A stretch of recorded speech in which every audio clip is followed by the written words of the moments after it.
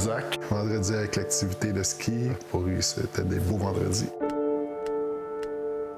Là, je disais, genre, tu me dis ce soir comment ça a été, là, ce soir ça va glisser, tu sais, fait que j'avais tuné son matériel, puis on avait hâte de s'en reparler, là.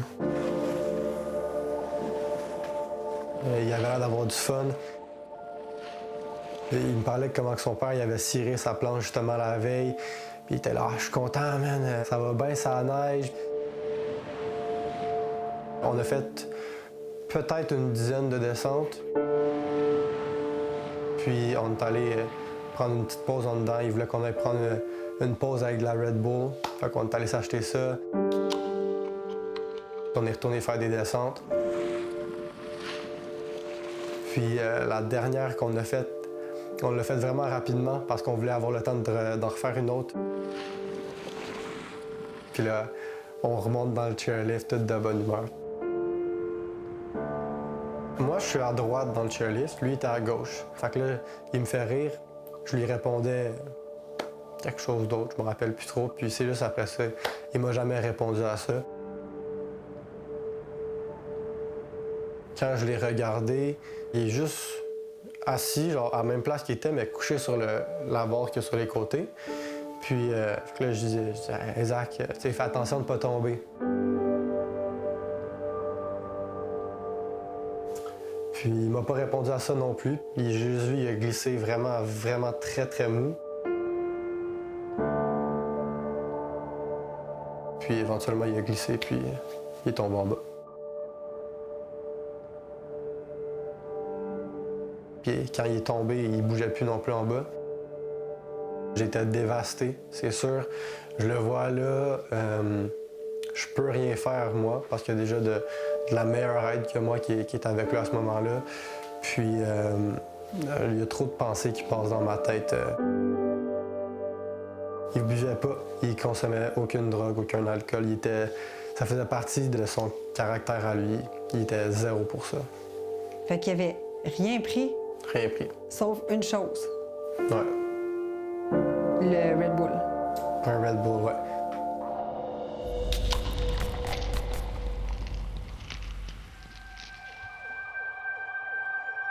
Je reçois un appel à ce moment-là, me dire que, bon, on a un élève qui va être transporté en transport ambulancier à la suite d'une chute dans une chaise, dans une remontée mécanique. Donc, c'est l'information que j'ai. Plusieurs élèves auraient été témoins de manœuvres de réanimation. Une des informations qui porte à mon attention, c'est que le jeune aurait bu une boisson énergisante de type Red Bull. C'est ce que les élèves mentionnent.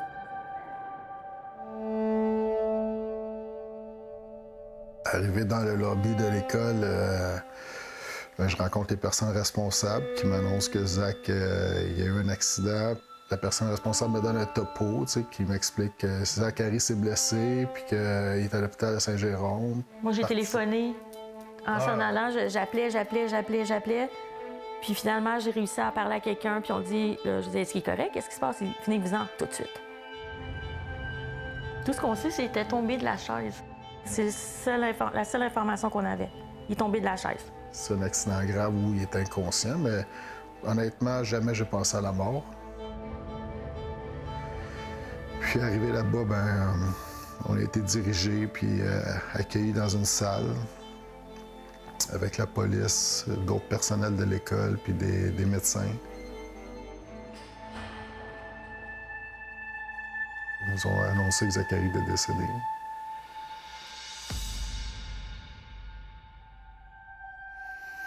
On tombe dans l'état de choc, puis, on tombe dans les émotions, on tombe dans l'effondrement. C'est le néant, ça devient comme un néant, jusqu'à temps qu'on aille le voir. T'sais. Parce qu'on se dit tout de suite que c'est impossible. C'est impossible. Fait que ça a été jusqu'au moment où est-ce qu'on était le voir. Je suis Denise Angelier, coroner puis avocate de formation. J'ai reçu un appel ici pour me dire qu'il y avait un accident mortel à la station de ski dans les Laurentides. Bien, la première des choses qui vient à ma tête, c'est qu'il a tombé puis il a eu des blessures mortelles. Il y a 15 ans, c'est pas normal là, que tu décèdes à 15 ans. Qu'est-ce qui est arrivé? Lorsque le rapport m'arrive, il n'y a pas de blessure. Il n'y a pas de traumatisme, il n'y a rien. Mais là, c'est encore plus questionnable. Qu'est-ce qui est arrivé? Alors là, je parle aux parents, puis là, je leur dis quand même que leur fils, il ne s'est pas blessé en tombant. Puis que là, on va faire une autopsie. Y a-tu consommé de la boisson? Y a-tu consommé des drogues? Y a-tu des médicaments? On ne sait pas, là, qu'est-ce qui est arrivé. Quand le rapport d'autopsie sort, il n'y a pas rien. Elle est blanche, l'autopsie, donc il n'y a pas de problème cardiaque. Son cœur est parfait. Et au niveau de la consommation, il n'y a pas d'alcool, il n'y a pas de drogue. Il y a uniquement la présence d'un médicament pour le déficit d'attention avec hyperactivité, de Bifantin et de la caféine qui vient de la boisson énergisante, mais avec une concentration thérapeutique. Ce que le médecin nous a dit, c'est qu'il y a une interaction entre le Bifantin, en fait le méthylphénidate qui est dans le Bifantin, et la caféine qui a causé une arythmie, donc une mort subite. Peut-être 2 semaines avant son décès, on était allés au gym ensemble. Puis c'est vraiment comme ça. On avait vraiment du fun. On allait au gym avant d'aller manger au resto. Cette journée-là, on a fait des gros PR, des personal records. On était juste super fiers. J'ai pris une petite photo pour immortaliser le moment. C'est vraiment rare qu'on prenne des photos en plus. Fait que là, on rentre dans le gym à Zach. Oui, on voit que c'est un sportif. Fait que ça, c'était de l'appareil à Zach par excellence. Il mettait ses gants, puis il se pratiquait à esquiver, à frapper. Il rentrait des fois un petit peu de Muay Thai aussi avec les coups de pied. Il s'entraînait. Il levait des poids. C'est un gars qui prônait l'activité physique. À l'entraînement, c'est une de ses priorités dans la vie. Se faire du bien, s'entraîner puis faire des sports. Puis essayer aussi toujours de montrer ça aux autres aussi. Vous, est-ce que vous saviez qu'il pouvait y avoir une interaction entre le médicament qu'il prenait pour le TDAH et ces boissons-là? Absolument pas. Mon discours aurait été différent. Il y a une différence là. Dans le discours de « c'est pas bon », si tu prends ça, tu peux mourir.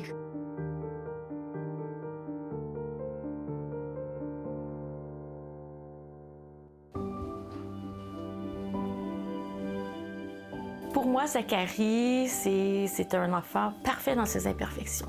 C'est ça qui le rendait unique. Il était lumineux. Je vais encore pleurer. Excuse.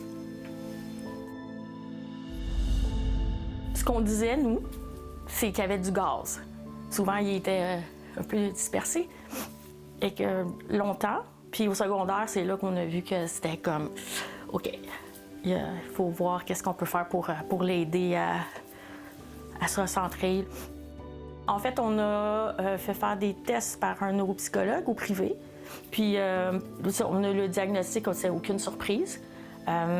C'était quoi? TDAH avec impulsivité. Le TDAH, c'est le trouble du déficit de l'attention avec ou sans hyperactivité. Les personnes qui en sont atteintes ont de la difficulté à s'organiser, à se concentrer, à contrôler leurs pensées, leurs actions et leurs émotions. À l'école secondaire qu'il fréquentait, Zachary Miron était loin d'être le seul à prendre un médicament pour cette condition. C'est pas extraordinaire là, que des élèves aient reçu un diagnostic du déficit de l'attention et non plus qu'ils soient médicamentés. Donc, ce n'est pas une situation qui est exceptionnelle, bien au contraire. En fait, au Québec, le nombre de diagnostics de TDAH chez les moins de 25 ans a quadruplé depuis le début des années 2000. La proportion de jeunes médicamentés est 2 fois plus élevée au Québec que dans le reste du Canada. Et le nombre de prescriptions pour ces médicaments est en croissance constante d'année en année. Pour les mêmes années, le nombre total de personnes qui en prennent a augmenté de plus de 600 %. Quand le Bifontaine a été prescrit, il fallait surveiller évidemment son état général, s'assurer que la dose était adéquate, que c'était pas trop fort. Donc, le médecin ne vous parle pas d'éviter les boissons énergisantes? Non. Personne ne m'en a jamais parlé. Le pharmacien non plus? Jamais. Personne. Nous avons donc demandé à une collaboratrice de s'informer en pharmacie, à caméra cachée, sur les risques potentiels. Tu vas aller voir les pharmaciens, tu vas demander une consultation. Le Bifontaine, un puissant stimulant utilisé pour traiter le TDAH, aide à augmenter l'attention et à réduire l'impulsivité et l'hyperactivité. Il n'est disponible que sous ordonnance. Bonjour. Je voulais juste voir avec un pharmacien comme c'est quoi les effets secondaires, puis c'est ce qui devrait m'inquiéter. Ça peut vous faire un peu d'insomnie, ça peut faire palpiter le cœur un peu plus, augmenter les battements cardiaques. OK. C'est sûr que si tu bois 3-4 cafés par jour tout le temps, puis que tu as le Bifontaine, puis tu trouves que ton cœur va un peu plus vite, ça va diminuer de café par jour. Selon la monographie du Bifontaine, pour tous les médicaments utilisés dans le traitement du TDAH, il existe un potentiel pharmacologique d'augmentation du risque de mort subite ou de mort cardiaque. Il est aussi recommandé d'être prudent si on consomme en plus d'autres stimulants. Ce que la monographie ne dit pas, c'est que ces autres stimulants peuvent être des aliments qui peuvent avoir l'air banals, comme le café ou les boissons énergisantes. Sur les 4 pharmaciens que nous avons consultés, une seule parle tout de suite des boissons énergisantes. Étant donné que ça peut faire battre le cœur plus vite, si on consomme beaucoup de caféine, beaucoup de boissons énergisantes, beaucoup de boissons gazeuses, donc ça pourrait aggraver ça si on veut. C'est pourtant une mise en garde qui devrait être très claire, selon le Dr Steve Neeson. Bonjour, je suis le Dr Neeson et je suis le directeur des études de l'Institut cardiovasculaire. Il est une sommité en cardiologie. En 2007, il a été nommé parmi les 100 personnalités les plus influentes du monde parmi les scientifiques et penseurs par le magazine Time. L'année d'avant, il avait publié un article dans le prestigieux New England Journal of Medicine qui avait fait grand bruit. Je croyais, et je l'ai écrit, qu'il existait des preuves d'un risque accru de maladies cardiovasculaires ou de mortalité. Il y défendait l'idée d'imposer une étiquette noire sur les psychostimulants utilisés pour traiter le TDAH. C'est le niveau d'avertissement de sécurité le plus élevé que la Food and Drug Administration, l'autorité de santé aux États-Unis, attribue à un médicament sur ordonnance. C'est là pour attirer votre attention et vous prévenir des risques. Je pensais que c'était une bonne idée, en attendant de meilleures preuves scientifiques. Il pense que ces médicaments peuvent avoir des bénéfices indéniables, mais il estime encore aujourd'hui qu'ils doivent être consommés avec grande précaution. C'est important de prévenir les gens des risques possibles. Je crois que, dans le domaine médical, notre travail, qu'on soit pharmacien ou professionnel de la santé, est d'être conscient des avantages et des risques et d'expliquer aux patients ce que l'on sait et ce que l'on ne sait pas encore. Parce que, comme les psychostimulants, les boissons énergisantes ne sont pas des produits inoffensifs, contrairement à ce que veut montrer Red Bull dans cette publicité. Voyez le bon côté des choses! Désormais, vous avez congé à Noël! Red Bull donne des ailes! Et comme nous l'avait montré le docteur Paul Poirier dans un reportage que nous avions diffusé en 2019.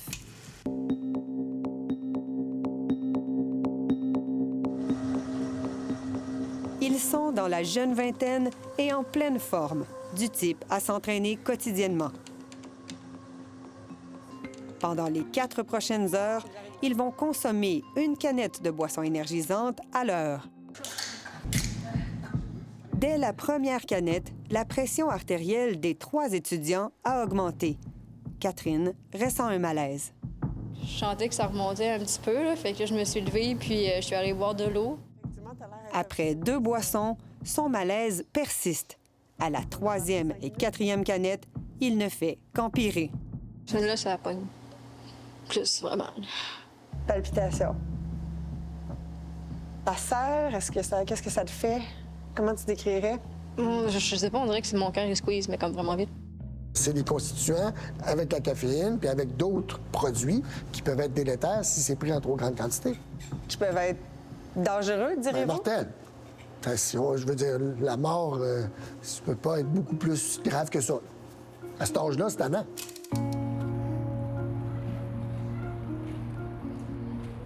Six ans plus tard, nous nous rendons à Québec au Congrès annuel canadien sur la santé cardiovasculaire.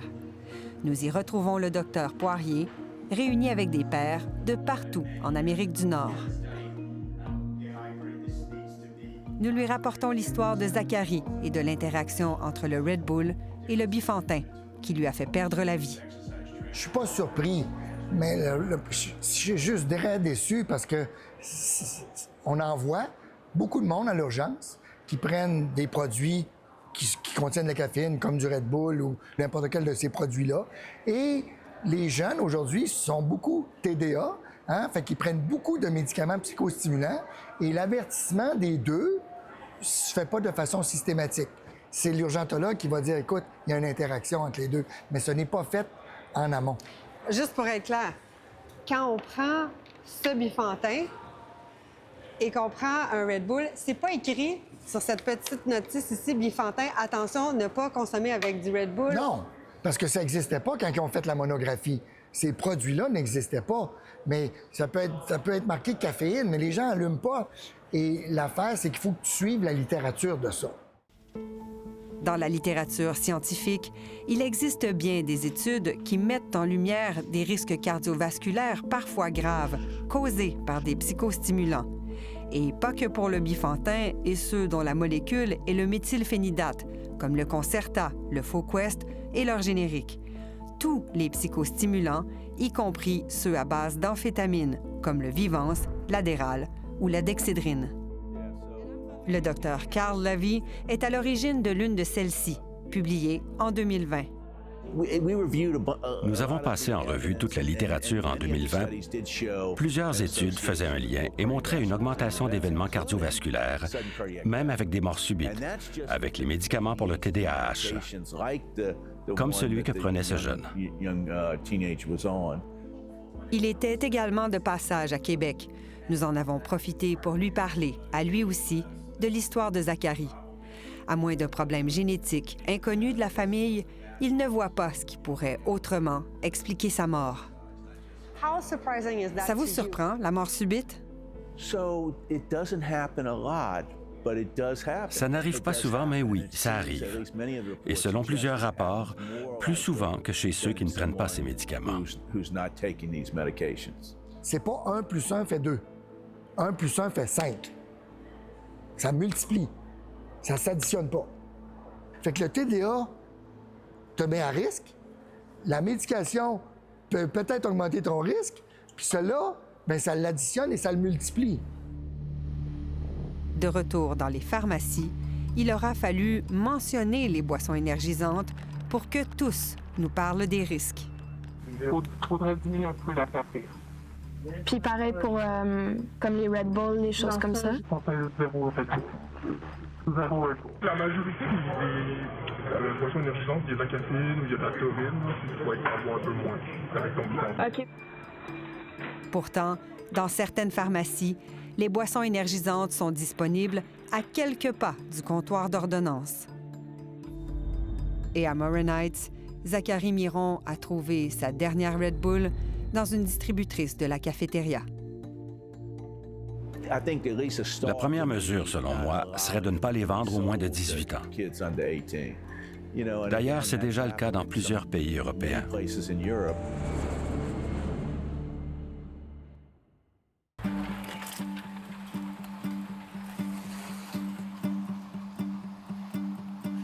Direction la Norvège.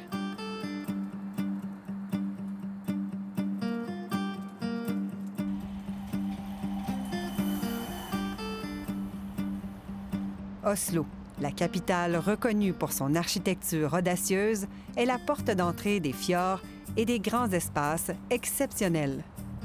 Mais ici, comme dans la plupart des pays occidentaux, la consommation des boissons énergisantes a explosé ces dernières années. Do you guys drink energy drinks? Yeah, sometimes. Do you guys drink some? Yeah, we drink energy drinks, yeah. You are? Which one? Monster. Monster? I usually drink Monster or Red Bull. Okay. I just bought a Monster. Why? Because it was cheap and it's helped me throughout the day. En Norvège, dans un sondage publié en 2023, chez les 13 à 15 ans, plus d'un jeune sur 3 déclarait consommer des boissons énergisantes chaque semaine. Et chez les 16-18 ans, c'est plus d'un jeune sur 2. Les boissons énergisantes sont arrivées en Norvège en 2009 et depuis 2019, leur consommation a quadruplé. Marianne Hope Abel est chercheuse à l'Institut de santé publique norvégien. Elle estime que ce qu'elle a constaté ces dernières années est alarmant. Beaucoup d'enfants consomment ces boissons tous les jours. Comme ils tolèrent moins bien la caféine, une seule canette peut facilement dépasser leurs limites. C'est ce qui nous a inquiétés. Elle a également documenté les effets indésirables rapportés par les enfants et adolescents. Les enfants avaient des tremblements et le cœur qui battait vite. Certains ont même eu du mal à dormir. Et ils continuent à en boire. Oh oui, de plus en plus. Les stratégies de marketing sont particulièrement conçues pour séduire cette tranche d'âge.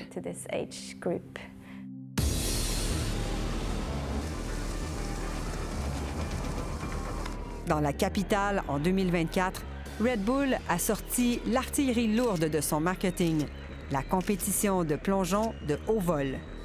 La compagnie a fait de ce type d'événement sa signature, un sport extrême et une visibilité internationale. De quoi attirer sa clientèle cible, les jeunes. Pour le gouvernement norvégien, le temps était venu de se battre à armes égales.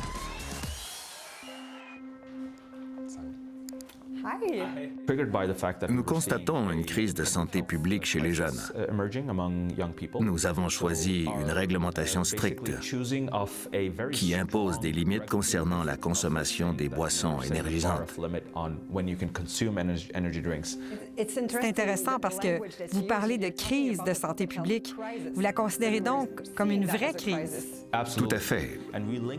Et nous mettons cela en lien direct avec les innovations dans le marketing de ces produits, leur accessibilité et leur prix abordable. Nous avons échangé avec l'industrie sur les possibilités de régulation, comme l'étiquetage, mais cela n'a pas suffi.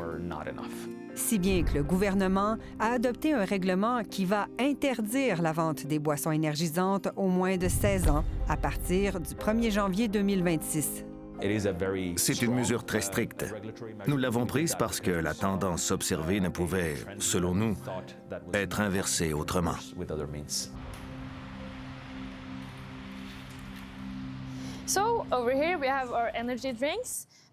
Ici, on a les boissons énergisantes. Nous en avons beaucoup. On en a de toutes les sortes. Tout ça?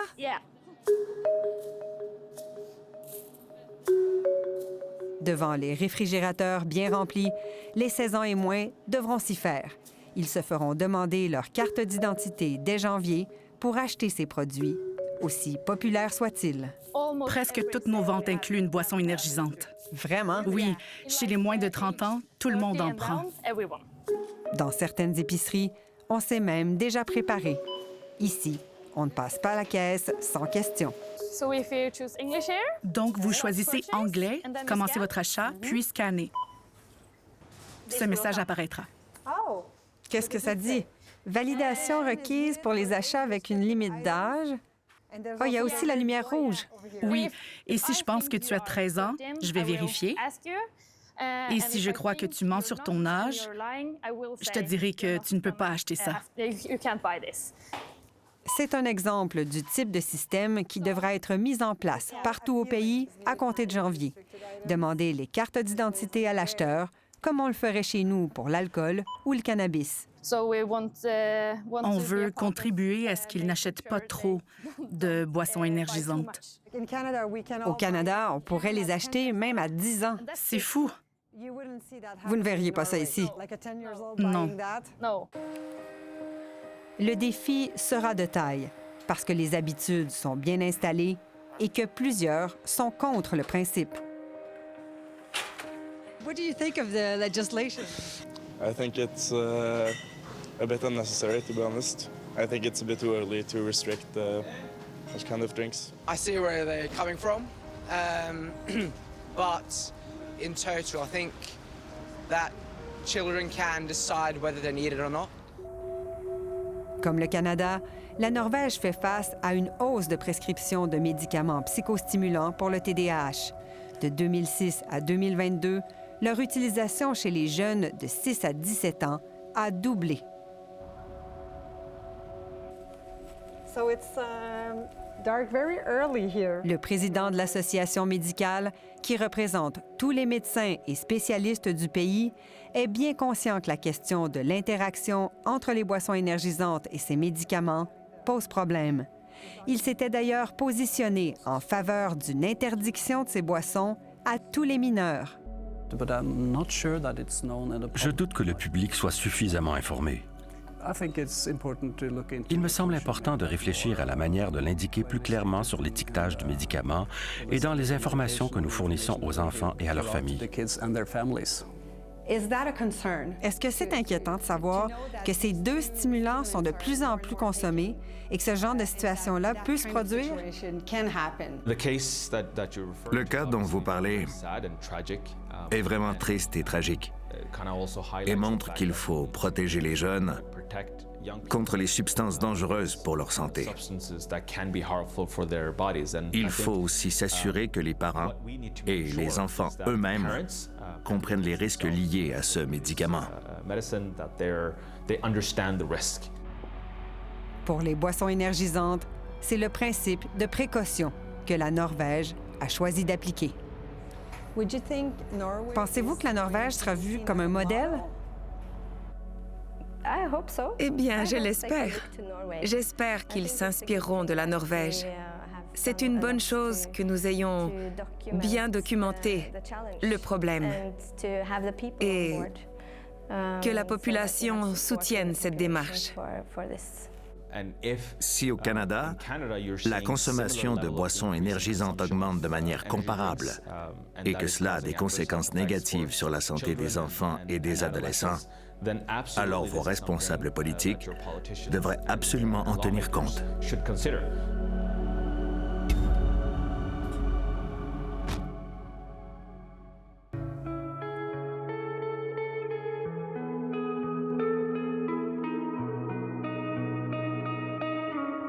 À 15 ans, Zachary Miron aurait dû avoir encore toute la vie devant lui. 2025 aurait dû être l'année de son bal de finissant.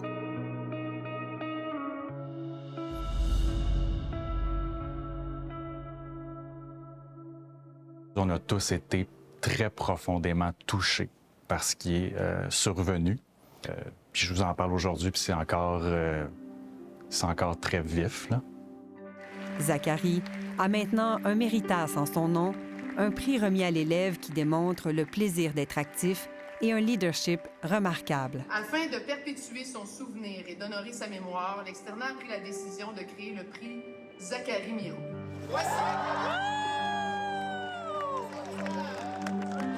À la cérémonie de graduation des élèves de sa cohorte, son enseignant titulaire lui a rendu un dernier hommage. Zachary était charismatique. Il captait l'attention.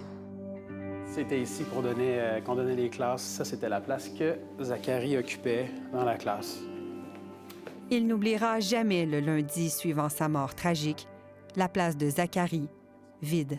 Ça a pris au moins 1 an avant qu'on commence à faire officiellement le lien entre l'utilisation de boissons énergisantes et la cause du décès. On ne l'aurait pas cru. Dans l'imaginaire collectif, on ne l'associe pas à la mort, on l'associe au contraire à de l'énergie, de la vitalité, un pep supplémentaire. Dans son cas, à lui, c'est l'arme du crime, là, si on peut l'appeler comme ça. Là. Elle est libre. Elle est libre d'accès. Elle est là et facile à accéder. En quelque part, c'est un peu épeurant. Épeurant et potentiellement fatal. Une fois le puissant choc initial passé, les parents de Zachary ont tenté de signaler aux autorités de santé l'histoire de leur fils, l'interaction mortelle entre les deux stimulants. Il faut déclarer ça. J'ai tenté, mais c'est ça, c'est la maison de poulet Astérix. C'est que la simple déclaration des effets indésirables, comme les nomme Santé Canada, est pour le moins complexe. Médicaments, produits de santé naturelle, ils ne rentrent pas. Produits de santé animale, c'est ça. Il n'est pas là-dedans, parce qu'on peut faire inconnu. Parce qu'il rentre dans rien, là. Type de produits inconnus. Ouais. Devant nos caméras, elle, comme la coroner, ont rempli toutes les questions d'un long formulaire. Mais à ce jour, jamais personne ne les a contactés. Ce qui arrive après, c'est bien nébuleux. Il a fallu une dizaine d'échanges par courriel avec Santé Canada pour avoir la confirmation d'un signalement reçu et une vague idée de ce que les autorités font avec ces informations. Santé Canada dit qu'elle examine les données disponibles afin de déterminer si des mesures additionnelles doivent être adoptées. Pour l'instant, ajoute-t-on, les autres fabricants de médicaments similaires n'ont pas été informés car Santé Canada commence tout juste à examiner la question. Mais au fil des échanges, on finit par découvrir qu'il y a au moins 5 autres cas connus par Santé Canada, mais jamais rendus publics à ce jour. 4 cas sont liés à Vivance, 1 à Dexédrine. On parle d'interactions avec Monster et des boissons énergisantes non identifiées. Santé Canada ne révèle pas la gravité des effets indésirables. Santé Canada a définitivement une responsabilité dans ça. Le président de l'Ordre des pharmaciens est hautement préoccupé par la situation. Il y a beaucoup de ces produits-là qui contiennent largement au-delà de 130 mg de caféine. Donc, en prenant une canette, tu exploses la quantité de caféine recommandée. Alors, si on a ça en plus? Bien, c'est un cocktail explosif. Parce que là, présentement, il y en a des fois dans certaines pharmacies. En faisant notre expérience, on en a filmé. Oui, vous avez raison. Et là-dessus, moi, je ne me cacherai pas. On a un profond malaise par rapport à ça. Est-ce que c'est des produits que je souhaiterais qu'ils soient retirés des pharmacies? Moi, j'en appelle à mes collègues des chaînes et bannières de réévaluer cette offre de produits-là. Il compte également envoyer une note à tous ses collègues pour leur suggérer d'adopter un nouvel étiquetage plus clair sur les psychostimulants. Mais il pense qu'il est temps d'aller plus loin. C'est des situations qui sont évitables. Évitables. En informant mieux, en ayant une meilleure prise en charge, en ayant une communication, une relation de soins qui est plus efficace, peut-être aussi avec nos législateurs qui prennent des décisions courageuses. Comme en Norvège, chez nous, la consommation des boissons énergisantes est en constante croissance. À lui seul, le marché canadien a généré un chiffre d'affaires de 3,5 milliards de dollars en 2023. Il devrait doubler d'ici 2030 et atteindre 5,6 milliards. C'est très préoccupant. On ne peut pas rester inactif devant des situations telles que celle-là. Le gouvernement Legault avait déjà envisagé interdire ces produits aux moins de 16 ans après la diffusion de notre premier reportage il y a plus de 5 ans. C'est une des options qu'il faut regarder. Et nous avons appris que Québec a bel et bien étudié cette option. Dans un courriel que nous avons obtenu, le ministère de la Santé, quelques mois après cette déclaration de la ministre, écrivait avoir mis sur pied un comité consultatif composé d'experts et de représentants ministériels mandatés spécifiquement pour explorer des mesures visant à restreindre l'accès et l'attrait des boissons énergisantes pour protéger la santé des jeunes. Ce comité, est-il écrit dans un deuxième courriel dont nous avons aussi obtenu copie, a finalisé ses travaux. La Direction générale de la santé publique devait transmettre le rapport et ses recommandations aux autorités gouvernementales à l'été 2023. Qu'est-il advenu de ces travaux et recommandations? Le ministère dit qu'ils sont confidentiels et le ministre de la Santé a refusé notre demande d'entrevue. Red Bull n'a répondu à aucun de nos courriels. L'Association canadienne des boissons, qui représente la compagnie, ainsi que Monster, nous a indiqué qu'elle et ses entreprises membres prennent très au sérieux toutes les questions liées à la santé et à la sécurité. Elle souligne que les boissons énergisantes caféinées sont offertes dans plus de 175 pays, dont le Canada, car les autorités sanitaires et les organismes de réglementation ont jugé qu'elles étaient sécuritaires. Elle ajoute que lorsqu'on regarde attentivement les canettes et conformément à leurs obligations envers les autorités canadiennes, il est indiqué que ces boissons sont déconseillées aux personnes de moins de 14 ans et aux personnes sensibles à la caféine. Nous, on est un joueur qui respecte toutes les règles imposées par Santé Canada pour les boissons énergisantes. On n'a jamais entendu parler de ces interactions-là. GURU est la seule compagnie à avoir accepté de répondre à nos questions à la caméra. On ne considère pas que les boissons énergisantes, ça devrait être pour les enfants, ni pour les adolescents, ni mélangées avec de l'alcool, ni mélangées avec d'autres stimulants. Et on supporterait plus de réglementation pour limiter la vente aux enfants et aux adolescents. Quant à la pharmaceutique derrière le Bifantin, elle nous a indiqué avoir pour politique de n'accorder aucune entrevue. Elle précise ne pas avoir reçu le signalement pour Zachary Miron, mais être confiante dans l'innocuité et l'efficacité de ses médicaments. Le fabricant de son générique souligne qu'aucun cas d'interaction ne leur a été rapporté. La pharmaceutique derrière Vivance, elle, assure effectuer un suivi rigoureux et continu du profil de sécurité de son médicament. Celle derrière Concerta indique que chaque produit pharmaceutique comporte son propre profil de risque unique. Des directives médicales claires, précises et éclairées sont essentielles à l'utilisation appropriée de tous les médicaments. Personne chez le fabricant de Dexedrine n'a retourné nos appels. Appréciez ce moment-là, sincèrement. Oui. On y va, gang.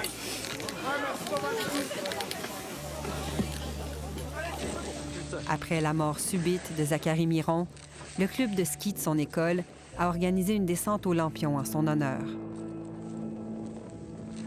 Son ami Vincent n'y était pas, mais il a gardé un de ses lampions qu'on lui a remis.